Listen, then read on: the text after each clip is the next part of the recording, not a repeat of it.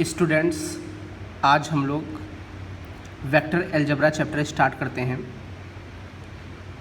ये chapter mathematics के point of view से बहुत ही इम्पॉर्टेंट है, क्योंकि इस पर बेस्ड क्वेश्चन जेईई मेंस और एडवांस में बहुत ज़्यादा आते हैं। हालांकि ये चैप्टर आप लोग फिजिक्स में भी पहले पढ़ चुके हैं, और वेक्टर का यूज़ हम लोग जनरली फिजिक्स में तो करते ही करते हैं, साथ में ज्योमेट्री में भी करते हैं, प्लस अप्लाइड मैथमेटिक्स और अप्लाइड फिजिक्स में भी करते हैं। तो ये बहुत ही इम्पॉर्टेंट चैप्टर है, और कहते हैं कि वेक्टर और 3D से मिक्स प्रॉब्लम्स आपके जेईई मेंस और एडवांस में पूछे जाते हैं। तो देखते हैं इससे रिलेटेड जो इम्पॉर्टेंट टर्म्स हैं। जैसे बात करें फिज़िकल क्वांटिटी क्या होती है, ये हम लोग सबसे पहले देखते हैं। कहते हैं फिज़िकल क्वांटिटीज़ वो क्वांटिटीज़ होती हैं जिनको हम लोग मेज़र कर सकते हैं। जैसे यहाँ पर लिखा हुआ है क्वांटिफाइड बाय मेज़रमेंट। जैसे आपको ये पेन दिख रहा है, भाई इस पेन की लेंथ को मेज़र किया जा सकता है, तो लेंथ मेज़र किया जा सकता है, इसलिए लेंथ फिजिकल क्वांटिटी हो गया।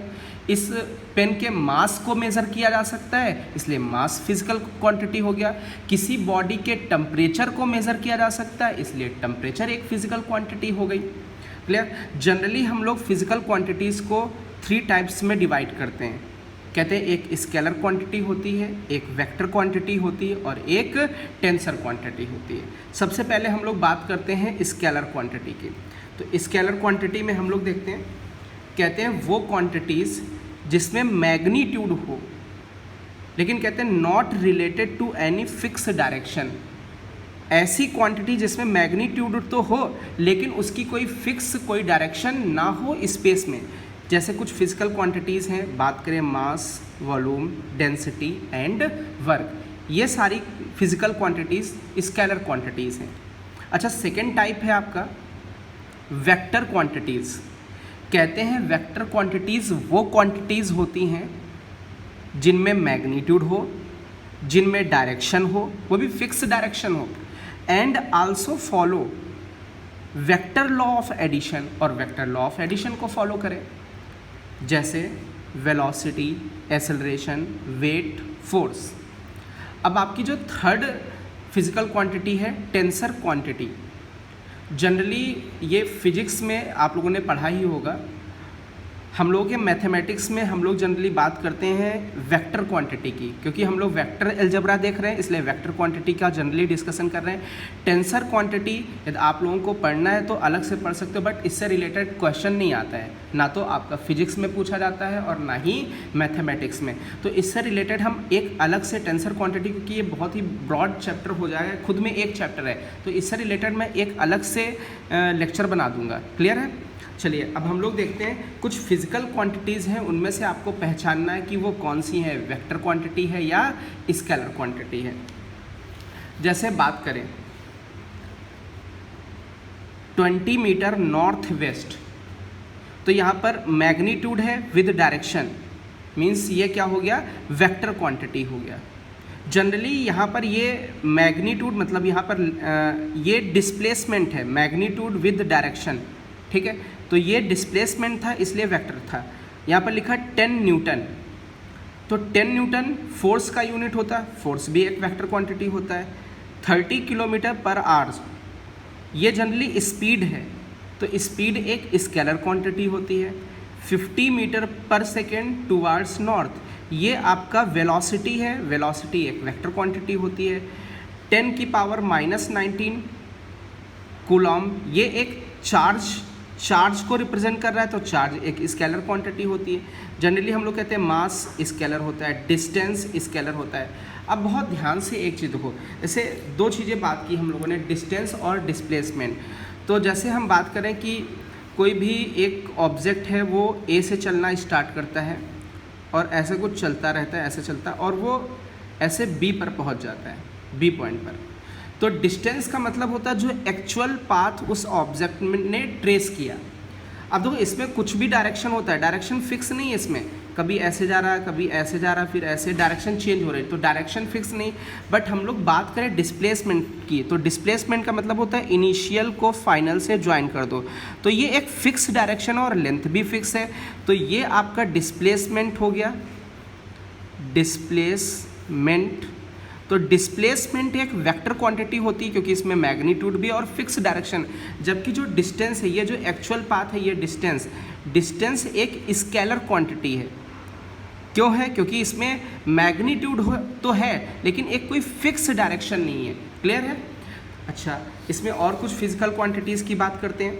जैसे यहाँ पर बात करें डेंसिटी, तो डेंसिटी क्या होता है? एक स्केलर क्वांटिटी होता है।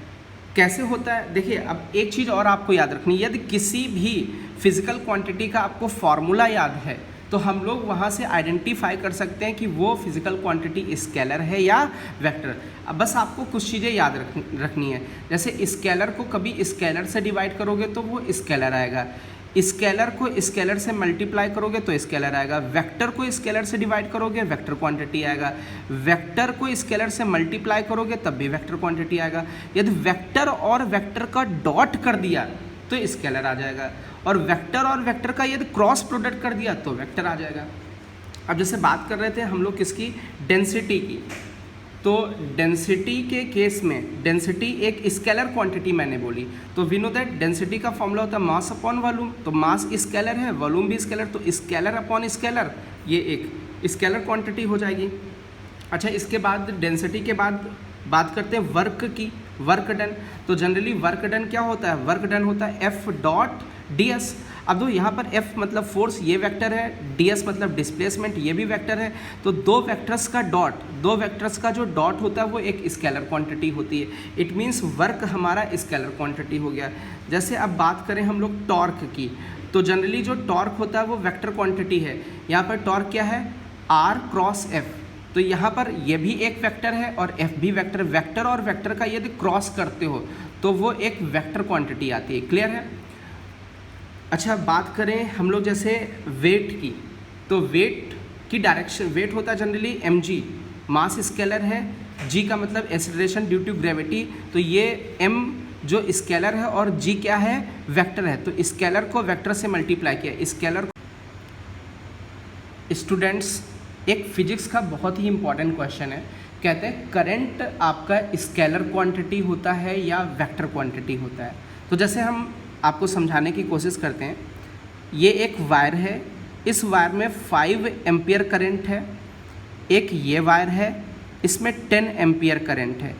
अब आपसे पूछा जाए इस वायर में कितनी करंट है, तो 5 + 10 आपका 15 एम्पियर करंट हो जाएगी। हम लोग कहते हैं कि यहाँ पर इन दोनों वायर के बीच में कितना भी एंगल हो, एंगल कम कर दो, ज़्यादा कर दो, यहाँ पर इफेक्ट नहीं पड़ेगा। इससे 5 एम्पियर जा रही थी, इससे 10 एम्पियर जा रही थी, तो इसमें हमेशा 15 एम्पियर करंट जाएगी। हम लोग कहते हैं करंट में मैग्नीट्यूड होता है, जैसे 5 एम्पियर तो मैग्नीट्यूड ही है, डायरेक्शन भी होता है, ठीक है, लेकिन ये ट्रायंगल लॉ ऑफ एडिशन को फॉलो नहीं करता है, इसलिए ये वेक्टर क्वांटिटी नहीं होती है। ये कैसी क्वांटिटी होती है? स्केलर क्वांटिटी होती है। वहीं एक जैसे फोर्स की बात करते हैं, तो जैसे हमने ये एक ब्लॉक ले लिया, अब ये हमने ब्लॉक लिया, अब बोले कि यार इस ब्लॉक में हमने ये 10 न्यूटन फोर्स लगाया और ऐसे हमने ये 5 न्यूटन फोर्स लगा दिया। अब आपसे पूछा जाए टोटल रिजल्टेंट कितना फोर्स लगा, तो आप सबसे पहले क्वेश्चन तो यही करोगे भाई इन दोनों के बीच में एंगल कितना था। अब देखिए ये फोर्स है तो इसमें मैग्नीट्यूड भी है, डायरेक्शन भी है, लेकिन यहाँ पर क्या है, आपको थीटा जानने की ज़रूरत पड़ी। कहते थीटा चेंज करोगे तो रिजल्टेंट वेक्टर चेंज हो जाएगा।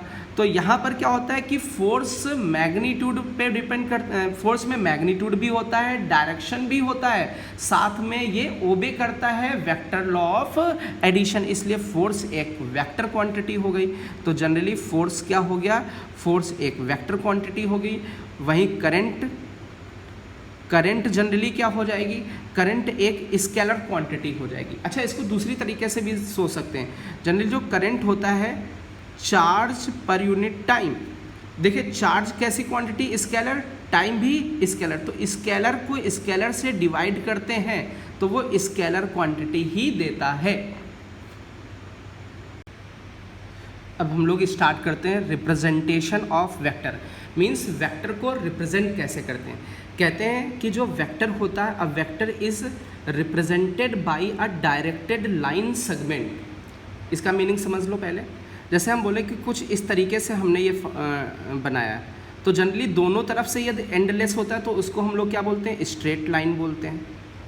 ठीक है, एक तरफ फिक्स है और एक तरफ ये ऐसे रे बढ़ती जा रही तो इसको हम लोग रे बोलते हैं, और ये दोनों तरफ फिक्स है, ये लेंथ फिक्स है तो इसको हम लोग सेगमेंट बोलते हैं।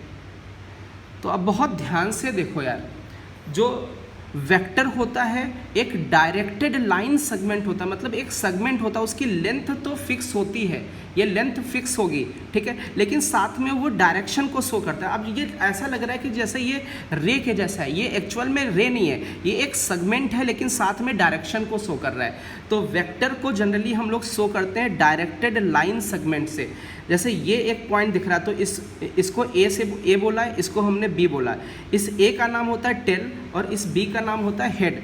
ए को हम लोग इनिशियल पॉइंट भी बोल सकते हैं, इनिशियल पॉइंट, और जो बी है इसको हम लोग फाइनल पॉइंट भी बोल सकते हैं, फाइनल पॉइंट। अब बहुत ध्यान से देखो यार, ये जो ए है इसको आप लोगों ने क्या बोला, टेल बोला, या फिर क्या बोला, या फिर आपने इनिशियल पॉइंट बोला। अभी बात करें बी, तो बी को हम लोग ट्रिप बोल सकते हैं, या फिर हम लोग हेड बोल सकते हैं, या फिर हम लोग फाइनल पॉइंट बोल सकते हैं।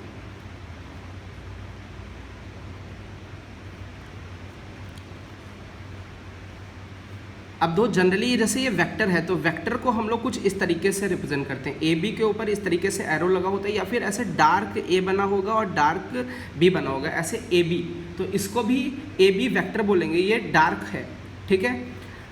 अब मैग्नीट्यूड में क्या होता है, ये मैग्नीट्यूड जनरली इस ए बी वैक्टर का मैग्नीट्यूड कुछ इस तरीके से रिप्रेजेंट किया जाएगा। तो वेक्टर के केस में ये डार्क है बट ये यहाँ पर लाइट है, या फिर हम लोग ऐसे मैग्नीट्यूड में रिप्रेजेंट कर सकते हैं, ए बी वैक्टर का मैग्नीट्यूड मीन्स वेक्टर का मैग्नीट्यूड कुछ इस तरीके से मॉड, ठीक है। अब जनरली होता क्या मैग्नीट्यूड, ये देख लो, हम लोग कहते हैं मैग्नीट्यूड का मतलब होता है length of vector, length of vector, vector की, इस वेक्टर की लेंथ जितनी होगी वो उतना उसका मैग्नीट्यूड होगा, ठीक है। अब बात करते हैं इस वेक्टर के सेंस के बारे में, तो हम लोग कहते हैं वेक्टर का सेंस का मतलब होता है उसकी डायरेक्शन, सेंस का मतलब होता है उसकी डायरेक्शन। जैसे यहाँ पर वेक्टर की जो डायरेक्शन है वो ए टू बी है, ए टू बी, या फिर हमेशा हम लोग बोलते हैं जो वेक्टर की डायरेक्शन होती है वो हेड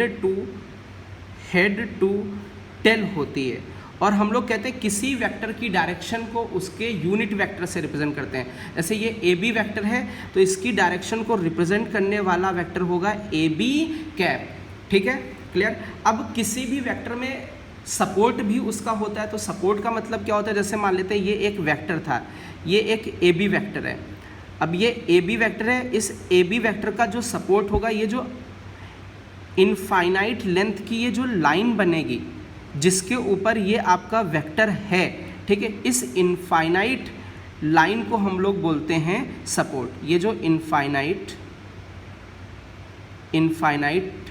लेंथ की लाइन है।